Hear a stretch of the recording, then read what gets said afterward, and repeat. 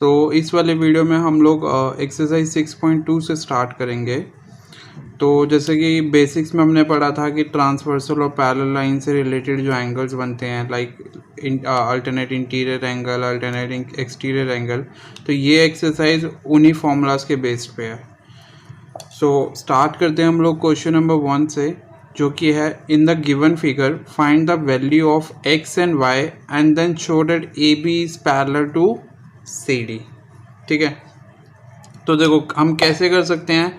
First of all तो A B और C D को पैरेलल हम कैसे शो कर सकते हैं कि अगर या तो हमें क्या मिल जाए कि यहाँ पे अल्टरनेट एंड इंटीरियर या अल्टरनेट एक्सटीरियर एंगल ऐसे कुछ मिल जाए जिससे हम लोग ये डिफाइन कर सके कि ये एक ट्रांसवर्सल और जिस वजह से ये एंगल्स इक्वल है और तो ये क्या हो जाएगी, पैरेलल कहलाएंगी। तो वो कैसे प्रूफ करेंगे देखते हैं। तो सबसे पहली चीज़ हमें निकालनी है एक्स एंड वाई। तो एक्स एंड वाई निकालने के लिए यहाँ पे एक चीज़ देखो कि ये क्या है, ये एक स्ट्रेट लाइन है, राइट, और ये लाइन इसको इंटरसेक्ट कर रही है। तो यहाँ पे बनने वाले एंगल्स का टोटल सम कितना होगा, 180 degree through the linear pair. तो ये तो सिंपल है, एक्स की वैल्यू ही निकालनी है यहाँ से। सो आंसर में हम लोग करेंगे, तो इसको हम लोग ले लेते हैं 50 degree plus X is equals to 180 degree. Reason is linear pair, right. तो यहाँ से x की वैल्यू हमारे पास क्या आ गई, 180 माइनस 50 डेट इज 130 डिग्री। ठीक है, अब आते हैं हम y की बात करते हैं। तो y क्या हो जाएगा, also y is equals to 180 degree. How, अगर हम देखेंगे कि हमने बेसिक्स में क्या पढ़ा था कि जब दो लाइन्स एक दूसरे को इंटरसेक्ट करती हैं तो उनके अपोजिट एंगल्स क्या होते हैं, इक्वल होते हैं। वर्टिकली अपोजिट एंगल थ्योरम जो है हमारी, ठीक है, इसका हमने बेसिक्स वाली वीडियो के अंदर प्रूफ भी करके दिखाया था। तो y इज इक्वल्स टू क्या हो जाएगा, 130 डिग्री, कारण वर्टिकली अपोजिट एंगल्स। जैसे कि यहाँ पे दिख भी रहा है कि एक लाइन ये है, दूसरी लाइन ये दोनों एक दूसरे को इस पॉइंट पे इंटरसेक्ट कर रही है, जिस वजह से ये दोनों एंगल्स क्या हो गए, इक्वल हो गए, राइट। और अब अगर हम ध्यान से देखें तो here what we can see as X and Y are alternate interior angles for the line AB and CD। ठीक है, जैसे कि अगर हम यहाँ पे देख रहे हैं हमें क्या प्रूफ करना है, अब थर्ड जो पॉइंट है हमें AB और CD को पैरेलल प्रूफ करना है। तो कंसीडर कर लो कि ये पैरेलल है। अगर ये पैरेलल होते तो यहाँ पे बनने वाले अल्टरनेट इंटीरियर एंगल्स कौन से होंगे, x और y। ए बी का इंटीरियर होगा x, सी डी का इंटीरियर होगा y, राइट। तो as x and y are alternate interior angle for the lines A B and C D and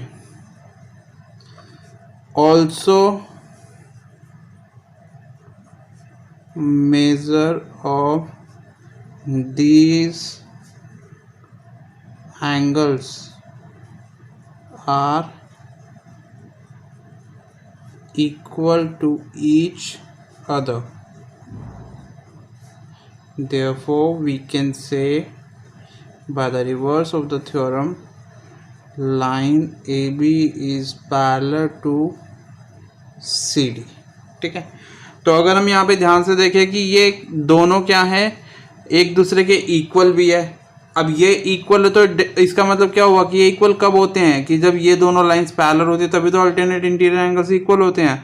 और अगर ये इक्वल है तो इसका मतलब क्या होता है कि ये लाइंस पैरेलल है तभी ये इक्वल है। तो by the reverse of the theorem we can say line A B is parallel to C D, right.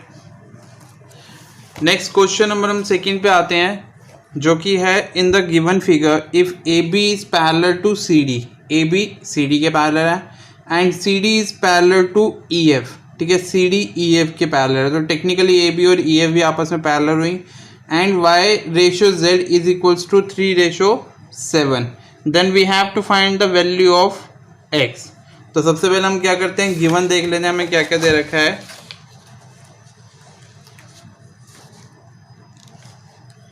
सो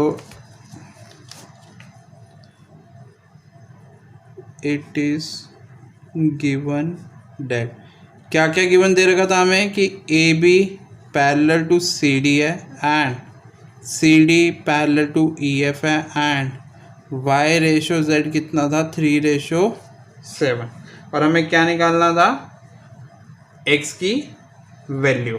ठीक है, तो टेक्निकली अगर हम देखें कि ये इसके पैरेलल और ये इसके पैरेलल, तो A B is parallel to C D and parallel to E F, तो तीनों ये लाइंस क्या होंगी एक दूसरे के पैरेलल्स होंगी। ठीक है, सो अगर ये तीनों लाइंस एक दूसरे के पैरेलल है, ठीक है, तो यहाँ से हम लोग क्या चीज़ ऑब्जर्व कर सकते हैं कि अगर हम बीच वाली लाइन को भी भूल जाएं तो इस लाइन का इंटीरियर एंगल कौन सा है ये, और इस लाइन का इंटीरियर एंगल कौन सा है ये, तो बेसिकली क्या होगा एक्स और जेड आपस में क्या हो जाएगा इक्वल हो जाएगा अल्टरनेट इंटीरियर एंगल्स के थ्रू। ठीक है, सो हम यहाँ पे लिख सकते हैं कि इट कैन बी ऑब्जर्व्ड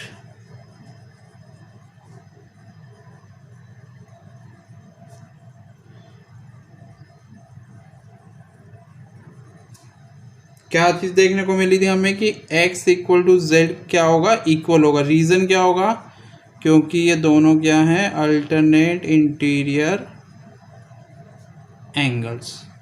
सो एक चीज़ हमें यहाँ से मिल जाती है, हम इसको कंसीडर कर लेते हैं इक्वेशन नंबर 1। अब नेक्स्ट चीज़ हमें क्या दे रखी थी गिवन, अब हम यूज़ करेंगे इस वाले पॉइंट का जो कि दे रखा था हमें y ratio z is equals to 3:7। अब हम इस पॉइंट का यूज़ करेंगे।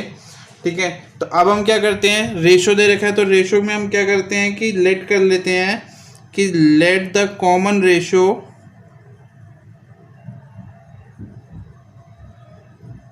Between y and z is a। x क्यों नहीं लिया, क्योंकि x तो इसमें निकालने को दे रखा है तो वो सेम हो जाता है, इसलिए हमने x ना करके कुछ और कंसीडर कर लिया a। तो अब हमारे पास y कितना आ जाएगा 3a एंड z कितना आ जाएगा हमारे पास 7a, राइट। अब अगर हम एक चीज़ देखें तो यहाँ पे एक चीज़ और क्या देखने को मिलती है कि जो x है और y है ये क्या है पैरेलल साइड के एक ही साइड के को इंटीरियर एंगल्स हैं, और को इंटीरियर एंगल्स का टोटल सम कितना होता है 180 डिग्री। ठीक है, सो यहाँ पे हम लोग क्या लिख सकते हैं कि also x plus y is equals to 180। Basically हमें a की वैल्यू निकालनी है, अगर a की वैल्यू निकल जाएगी तो ये दोनों एंगल्स पता लग जाएंगे, ये दोनों पता लग गए तो x तो इसके इक्वल ही है z के, तो z पता लग गया तो x भी पता लग जाएगा, राइट। तो ये इसमें रीज़न क्या आएगा, को interior angles on the same side of transversal. ठीक है, तो देखो x और z तो आपस में इक्वल ही थे, तो हम लोग x की जगह क्या रख सकते हैं 7a रख सकते हैं, y की जगह हम लोग क्या रख सकते हैं 3a। सो यहाँ से 10a equals to 180 degree. So a की वैल्यू क्या आ जाएगी 18 डिग्री। ठीक है, सो अगर a की वैल्यू 18 डिग्री आई है तो हमें क्या निकालना था x निकालना था, हम बाकी क्यों निकाले, सिर्फ x ही निकालते हैं। x किसके इक्वल था z के, जो कि था 7a, तो क्या हो जाएगा 7 इंटू 18 डिग्री, और 18 7 से हमारे पास कितना होता है 126 डिग्री। अगर वो हमें बोलता कि हमें y भी निकालना है तो हम y निकालते, पर उसने हमसे सिर्फ x पूछा था इसलिए हमने सिर्फ x ही निकाला है, तो हमारे पास इसका आंसर क्या आ जाएगा 126 डिग्री। ठीक है, सो नेक्स्ट क्वेश्चन आता है क्वेश्चन नंबर 3 कि in the given figure A B is parallel to C D. A B क्या है सी डी के पैरेलल है and E F is perpendicular on C D, और ई एफ क्या है सी डी के ऊपर परपेंडिकुलर है and angle G E D, मतलब ये कंप्लीट जो एंगल है ये 126 डिग्री का है. We have to find the angle A G E, ये वाला एंगल हमें निकालना है. एंगल जी ई एफ, ये वाला एंगल निकालना है. और एंगल एफ जी ई, ये वाला निकालना है. सो देखो ये तो कंप्लीट 126 डिग्री है और ये हमें 90 डिग्री दे रखा है क्योंकि ये परपेंडिकुलर है. तो 126 में से 90 सब्सट्रैक्ट करेंगे तो ये एंगल तो हमें ईजिली मिल जाएगा, राइट. और अगर हमें ये एंगल पता लग गया तो लीनियर पेयर से ये वाला एंगल भी पता लग जाएगा. तो क्वेश्चन बहुत आसान है. तो अब इसका सॉल्यूशन करते हैं. तो देखो सबसे पहले हमें क्या क्या गिवन दे रखा है इन्होंने कि गिवन क्या है हमारे पास, AB is parallel to CD and हमेशा क्वेश्चन करने से पहले आप लिखोगे कि आपको गिवन क्या दे रखा है, राइट. तो EF is parallel to CD, perpendicular on CD, ठीक है. और हमें क्या दे रखा है, angle GED is equals to 126 degree, right. तो सबसे पहली चीज़ हमें क्या निकालनी थी, हम क्या करते हैं पहले, सबसे पहले हम क्या करेंगे, एंगल GEF निकालेंगे. ये वाला एंगल जो है ये ज़्यादा इजी है. तो angle GEF plus angle FED, ये कंप्लीट मिलके बनाएंगे GED, ठीक है. सो अगर मैं एंगल GED का ब्रेकअप लिखूं तो ये दो एंगल्स में ब्रेक हो रहा है जो कि है angle GEF plus angle FED is equals to 126 degree. So angle GEF तो हमें निकालना है और ये हमें 90 डिग्री, क्योंकि EF क्या है, CD पे परपेंडिकुलर है. रीज़न क्या आ जाएगा, EF is perpendicular on CD, ये हमें गिवन है. सो एंगल GEF क्या आ जाएगा, 126 डिग्री माइनस 90 डिग्री. तो एंगल GEF क्या आ जाएगा हमारे पास, तो हम 126 में से 90 डिग्री माइनस करेंगे तो हमारे पास कितना बच जाएगा, टोटल 36 डिग्री. सो पहली वैल्यू तो हमारे पास ये आ गई, ठीक है. अब हम क्या करेंगे, सेकंड निकालेंगे. तो सेकंड निकालने के लिए देखो हमें कौन सा निकालना है, ये वाला और ये वाला. तो यहाँ पे देखते हैं हम, अगर हम AB की बात करें तो ये दोनों लाइन से एक दूसरे के परपेंडिकुलर है, पैरेलल है.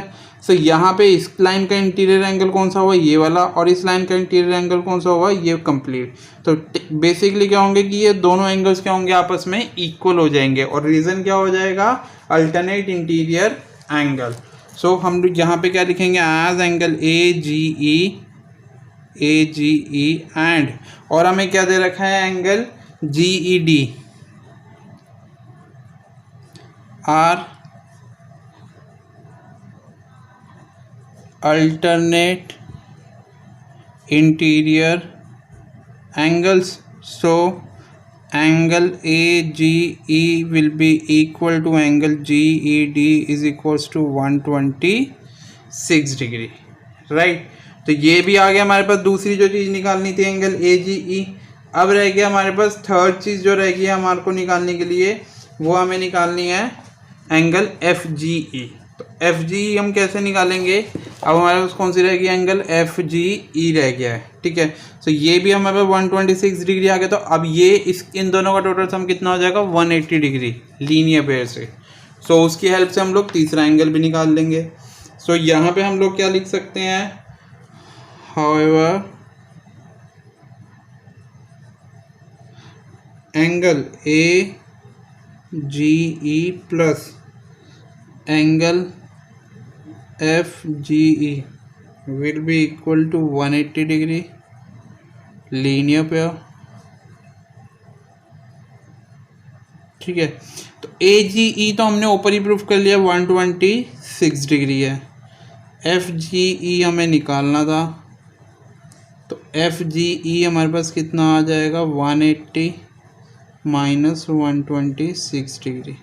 सो 180 में से 126 डिग्री माइनस कर देंगे तो हमारे पास टोटल कितना बचेगा, 54 डिग्री. सो ये हमारे पास थर्ड एंगल आ गया.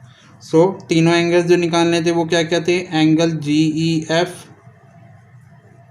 जो कि आया 36 डिग्री, एंगल AGE जो कि आया 126 6 डिग्री और एंगल FGE जो कि आया हमारे पास 54 डिग्री। सो ये 3 एंगल्स हमें निकालने थे और ये तीनों आ गए हमारे पास। ठीक है, so question number 4, 5, 6 next video में मिलेंगे। ठीक है, उसका लिंक जो है आपको वीडियो के एंड में भी मिल जाएगा और वीडियो के डिस्क्रिप्शन में भी मिल जाएगा, और कंप्लीट एक्सरसाइज के सॉल्यूशन भी आपको वीडियो के डिस्क्रिप्शन में PDF का लिंक दिया होगा, वहाँ से डाउनलोड कर सकते हैं। इन केस आपके कोई भी डाउट हो, आप मुझे मेल पे या मेरे फेसबुक पेज या मेरे इंस्टाग्राम पेज पे कहीं पे भी आप मुझे मैसेज डाल के अपने क्वेश्चंस पूछ सकते हैं। ठीक है, so thank you. Next video के लिए लाइक एंड सब्सक्राइब कर दीजिएगा।